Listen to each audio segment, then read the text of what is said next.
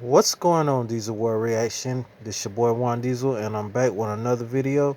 This one's called War in Ukraine. Russian troops enter Ukraine's second largest city. Let's get started, folks. News: Russia unleashes a new wave of attacks on Ukrainian fuel facilities and airfields as it continues its relentless assault. But the Russian army is meeting fierce opposition from Ukrainian forces and Ukrainian civilians. And now more of those civilians are coming under attack. Good evening. I'm Christine Lazar. It's 9 a.m. in Ukraine, and the sun has risen on a country under siege, a country fighting to hang on to territory and democracy. CBS 2's Rick Montanez is in the newsroom with the very latest on the war in Ukraine. Rick. Christine, breaking news. We just learned there is now fighting on the streets of Kharkiv as Russian troops enter Ukraine's second largest city. It's Sunday morning there now, and curfew remains in place until Monday morning. As you can imagine, Ukrainians are frightened, and clearly, they're also defiant. A nighttime explosion, Russia attacking Ukraine's fuel deposits.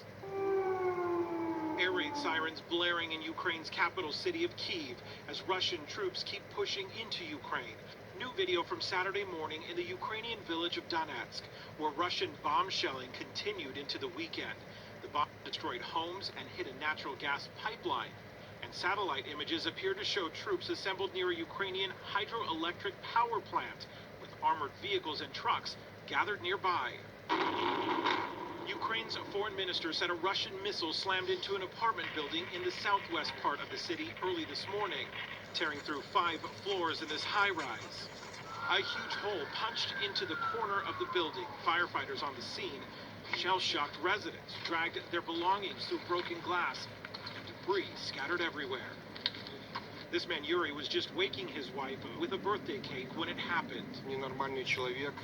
Putin. I live here, he says, and some abnormal person called Putin came into my country for no reason, invaded my home, and bombed it.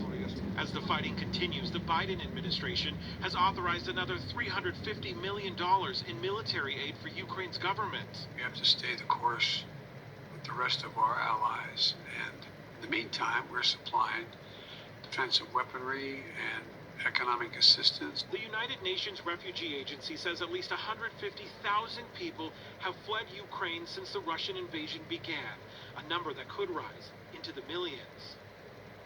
The U.S. and European nations are rushing assistance to Kyiv, including more ammunition and weapons. There's also new financial sanctions aimed at isolating Moscow by keeping select Russian banks out of the internationally connected SWIFT banking system.